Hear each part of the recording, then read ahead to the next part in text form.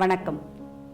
நிலாவில் முதலில் கால் பதித்த மனிதர் யார் என்று கேட்டால் எல்லோரிடமிருந்து வரக்கூடிய ஒரு பதில் நீல் ஆம்ஸ்ட்ராங். ஆனால் நீல் ஆம்ஸ்ட்ராங் நிலாவில் கால் பதிக்க செல்லவில்லை.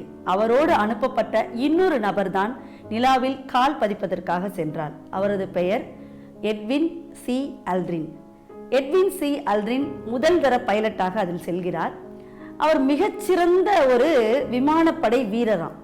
அது மட்டுமல்லாமல் விண்கலத்திற்கு அடிக்கடி அனுப்பப்பட்டு விண்நடையில் மிகவும் பெயர் பெற்றவர்.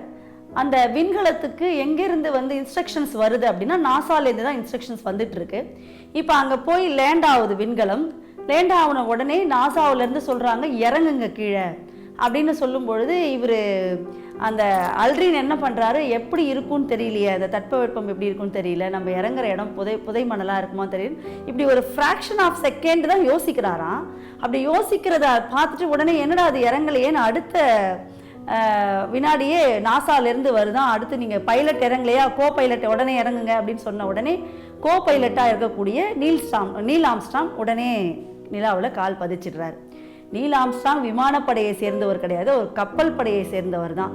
ஆனால் ரொம்ப தைரியமான மனிதர்னு நிறைய இடங்களில் கேள்விப்பட்டதுனால இந்த அல்ட்ரினோட சேர்ந்து விமானப்படையில் இருக்கக்கூடிய அல்ட்ரினோட சேர்ந்து கப்பல் படையில் இருக்கக்கூடிய நீல் ஆம்ஸ்ட்ராங்கை அனுப்புகிறாங்க.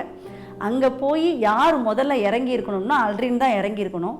ஆனால் அவருடைய சின்ன தயக்கம் காரணமாக நீல் ஆம்ஸ்ட்ராங் இறங்கிட்டாரு.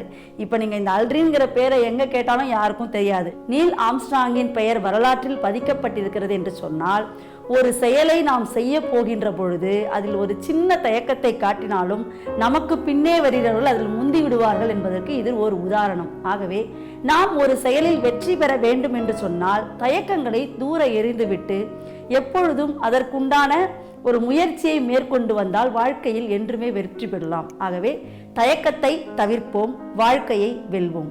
நன்றி, வணக்கம்.